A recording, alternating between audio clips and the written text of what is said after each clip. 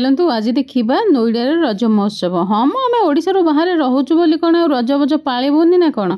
तो घरे मुझे आगुरी देखी तैयारी करी दहीबरा ता सारे पोड़पिठा पोड़पिठा यही सीनटार समस्त जड़े कमेंट करते कि बहुत ज़्यादा पोड़ी जाइए।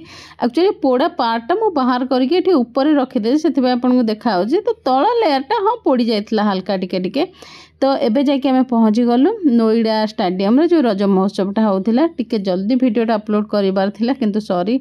तो रज पान ठू आरंभ करके आपण को ओडिशार लस्सी ठू आरंभ करके कपड़ा जाए सबकि आवेलेबल थिला। हाँ किंतु आपण जदि ओडिशा पर्व पर एक्सपेक्ट करुथिबे एते बड़ नथिला आयोजन ता छड़ा कौन नॉनवेज खाइबा नथिला सब वेज खाइबा थिला।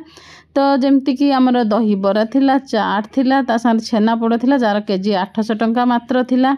सेल्फी पॉइंट भी थिला सेल्फी पॉइंट सांगरे सांगरे एठी रज दोली भी लगी थिला किंतु हाँ टिके टाइम रे गले खेलिबा को मिलुथिला। अदरवाइज जो भीड़ ता संगे बाहरु मतलब अलग पिला माने भी आसी खेलुथिले आपण माने बुझी पारथि जे जाइथिले। एठी चाट प्रिपरेशन चली जे चाट भी मिलुथिला जार प्लेट थिला 60 टंका। मु कोनोसी जिनसर रिव्यू देबिनी आपण माने जे खाइछन्ती कमेंट करी जणेबे केमती लागिला। आ एठी देखा हले सब्सक्राइबर आ मु टिके इंट्रोवर्ट मु केबे भी कहा किछि कहि पारेनी कि वीडियो बने बोली मते टिके खराब लागे कि किए कौन भावे बोले। पुओ मोर एठी रागिकी कहूछि मु खाइबिनी दहीबरा आ ता संगरे थिला बप्पू पम पम को कॉमेडी रो छुंक।